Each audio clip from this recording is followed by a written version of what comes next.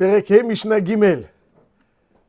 Donc cette Mishnah nous enseigne l'état d'esprit qui doit nous animer lorsqu'on fait face à des défis dans la vie. Il nous dit la Mishnah, Asara Nisyonot Nitnasa Avraham Avinu alav shalom. Donc Avraham Avinu a dû faire face à 10 défis. Ve'amad bekulam. Et il les a relevés parfaitement bien. Il a été à la hauteur. Léodia. Chibato shel Avraham Avinu alav shalom.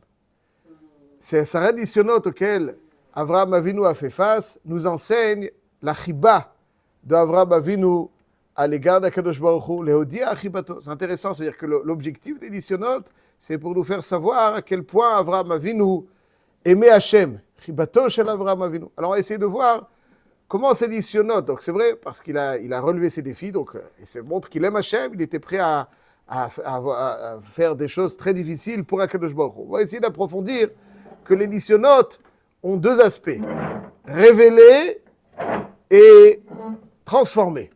À chaque fois qu'on est face à un Nisayon, l'état d'esprit, donc on doit voir, c'est que ce défi, cette difficulté que nous allons Bezrat Hashem relever, est révélatrice, mais pas simplement révélatrice, il nous transforme. Parce qu'elle est révélatrice, elle nous transforme.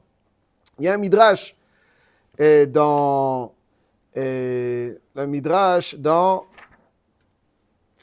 la paracha de Lech Lecha, la référence,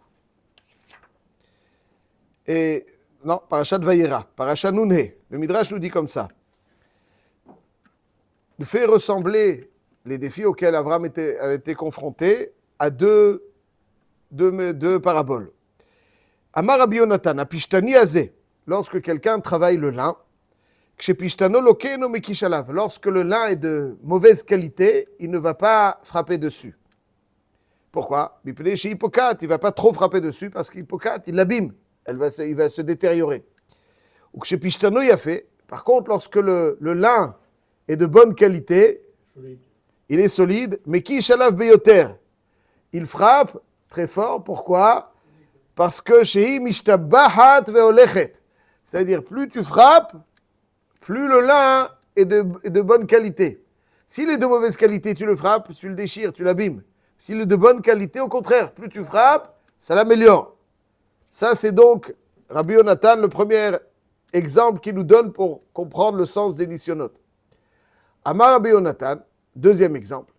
Hayotzer hazeh kshu bodek et hakivshan shelo.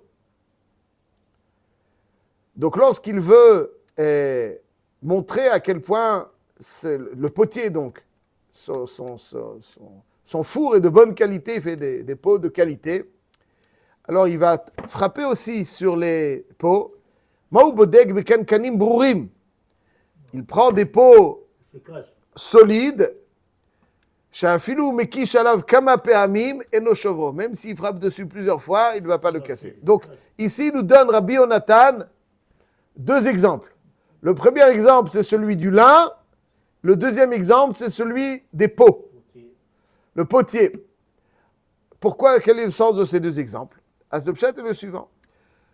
Quand Hachem a imposé à Avraham Avinu ses Nisyonot, est-ce qu'Hachem voulait découvrir Avraham Avinu? Akadosh Baruch Hu, Bochen, Klayot, Valev, c'est exactement de quoi Avraham Avinu est capable. Est-ce que c'était nécessaire? Un homme de chair et de sang qui ne saisit pas la personne qu'il a en face de lui, alors il faut qu'il le mette à l'épreuve pour le découvrir. Hachem savait très bien pour découvrir si c'est pas ce qu'il est. Honnête, malhonnête. Alors Hachem, c'est exactement ce que nous sommes. Alors pourquoi c'était nécessaire de le mettre Avraham Avinu à l'épreuve? Nous dit Rabbi Yonatan 2 pshatim. Le premier pshat, comme on l'a vu, c'est celui du lin. Le lin, ça veut dire que ça veut dire quand on le frappe, il devient meilleur. Ça veut dire qu'il était meilleur, mais il devient encore meilleur. C'est-à-dire sa qualité était enfouie, et elle va ressurgir et apparaître. Elle va devenir concrète. Là, le lin devient meilleur. Befoal, le fibre est meilleur. Donc, il était potentiellement meilleur, et maintenant il devient concrètement meilleur. Chaque homme a une quantité de qualité inouïe en lui. Et une quantité de qualité inouïe. que lui-même ne suspecte même pas bien souvent. Lorsqu'il est face à des défis, alors il a besoin, il va aller chercher au fond de lui ces forces qui sont enfouies et qu'il n'utilise pas en général. Lorsqu'il fait face à ces forces, lorsqu'il va les solliciter, ils vont devenir partie intégrante de sa personne. Ouais, parce qu'avant, ils étaient potentiels, maintenant, ils vont devenir concrètes. Et là, il va devenir. On n'est pas ce qu'on peut être, on est ce que l'on est. Or, pour être ce que l'on est, alors il faut aller chercher des forces qui sont enfouies. Tant qu'ils sont enfouis, elles ne sont pas partie intégrante de notre personnalité. Lorsqu'on va aller les chercher, qu'on va les utiliser, ce sont des muscles que l'on va solliciter, et donc ils vont devenir partie intégrante de notre être. Ça, c'est le sens du Pishtani. Donc, il y a marqué dans le Michelet, Sheva Ipol Tzadik Vekam. Le Tzadik tombe à 7 reprises, chute à 7 reprises, et il se relève. Et Rabbi Yitzchak Koutner nous dit que ce n'est pas malgré la chute qu'il se relève, mais ce qui lui donne la consistance, c'est sa capacité à se relever. Sa capacité à se relever. Chaque fois qu'il se relève, il grandit, il évolue, il pousse.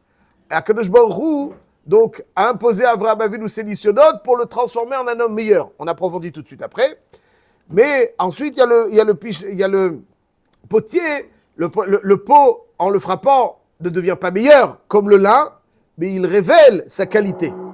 Il y a un risque de se causer. Il sait comment frapper, M. Cohen, je vous rassure. Et donc, Akadosh Baruch Hu c'est dosé, et il est là pour révéler au monde les qualités d'Avraham Avinu. Je vous propose d'approfondir un tout petit peu donc cette première explication du Pishtani à travers un passage de la Haftara de Lech Lecha. La Haftara de Parashat Lech Lecha est un passage du Navi Yesharia. Il dit Lama Tomar Yaakov ou Tedaber Israël nistera darki me Hashem ou melokai mishpati avor. Ça veut dire que des fois quelqu'un entame un cheminement idéal. Ouais, il fait sa aliyah ou il entame donc un cheminement, quel qu'il soit, qui est bien, juste. Et tout d'un coup, quand on fait des choses qu'il faut